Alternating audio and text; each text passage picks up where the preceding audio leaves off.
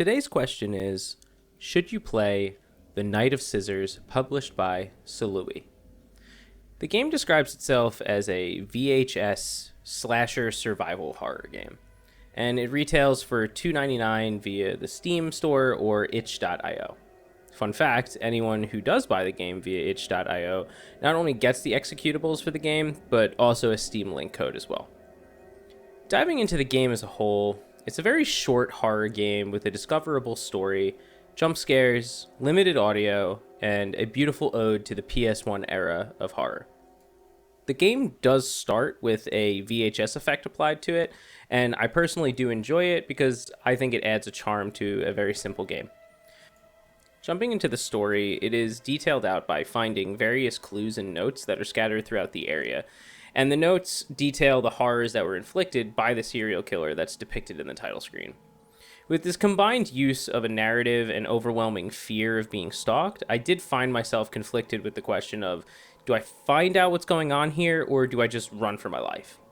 The Knight of Scissors does have some modern elements that are added to it compared to its homage of classic horror games, and that's during its intro sequence, the game does minor pop-ups to explain the simple mechanics, and it even explains how you can use a handful of buttons or keystrokes as the main action button for the game.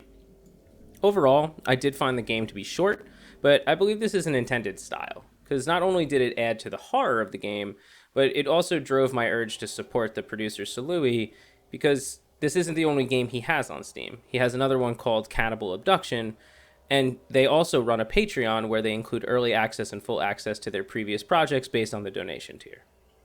So it kind of seems that that was the intended effect, that they're short, they're sweet, but there's plenty of them to go around. So now, to match my theme from my previous video, I dissected the game into two categories: who it's for and who it's not. So The Knight of Scissors is for fans of retro-inspired games and people who enjoy indie developers. People who are looking for a quick game in which they don't mind jump scares and the pressure to solve problems and puzzles under a looming fate of death. People who enjoy a simple story and or serial killer mindsets. I will preface that the story isn't that deep, but it does add to the overall experience of why am I being murdered. It's for people that want a game to figure out by yourself. This is a very short game. It can be completed within 30 minutes to probably 2 hours for the full gameplay experience, and if you look up a guide, you're only shortening that experience. And my final suggestion for the people it's for, it's kind of a funny one, but I'd say streamers. The game is short, fast-paced, and it's legitimately terrifying under the right conditions, so dim those lights, put on your headphones, crank the volume, and boot up your Twitch stream. I guarantee you and your viewers will definitely enjoy the scares and definitely the tension. In terms of who this game is not for, I'd say it's anyone looking for a complicated, arguably fun mechanical gameplay.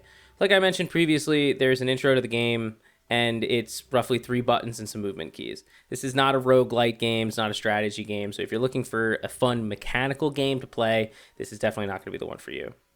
I'd also say someone looking for a bang for their buck. As I've mentioned in my previous video, these games have a value that is very subjective. I enjoy supporting indie developers, and a $2.99 sale price for a 1 to 2 hours of gameplay that really did get my heart pumping and even made me scream out loud is definitely worth the cost of admission. For others, though, the game's replayability is either going to come from speedrunning, streaming, or just introducing the game to friends and family to get a scare out of them. So in that regard, if $2.99 is not worth that level of gameplay, hours in, hours out, this is definitely not going to be the game for you. I would also say it's not for anyone looking for modern graphics.